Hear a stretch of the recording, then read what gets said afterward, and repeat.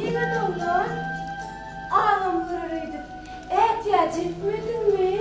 Vah ayttım ha o düğüş gördüm diye. Saltırağın. Var ya. Düşümde bir karı baba. Her ayağıma bir taş. Girişime de yoğun tongadan kamçılap başladı. Ağırdan uyandım. Bu ne mulluk ha? Vay canına. Ay yeğen oğlan. Hava. İşini unuttun sen. Sana haktan gelen halat verirdir. Seninle gerçeği, borcuğu, önünden bilersin. Sen bileyenini bilgislerin bilmez. Şeyle mi? Onun evime düğüş vurdum diyelim atam. Tur öldüm şeytan öğretip yatmanlar diye.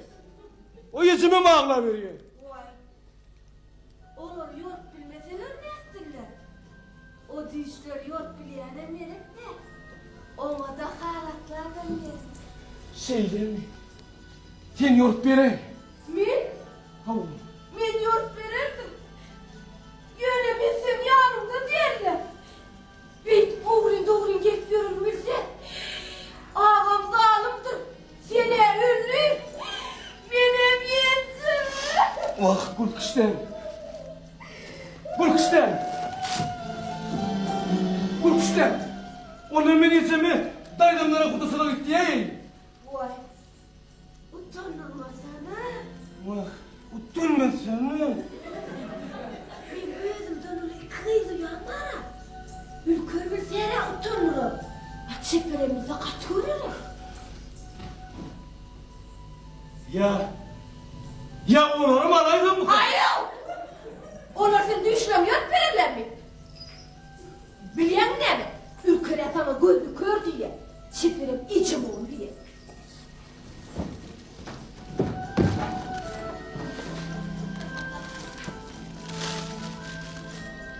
Onunla öldüm buralasın tap da. Vay. Men taparım.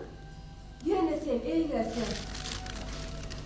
Men ne meni girdim?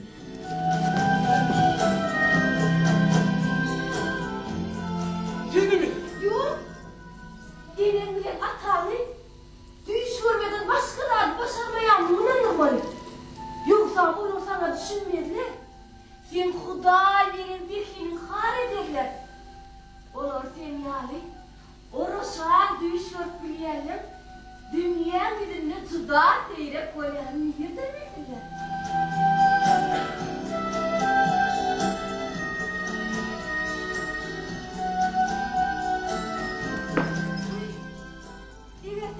Olur ananız bilse. Olur seni öldürmekçi olurlar.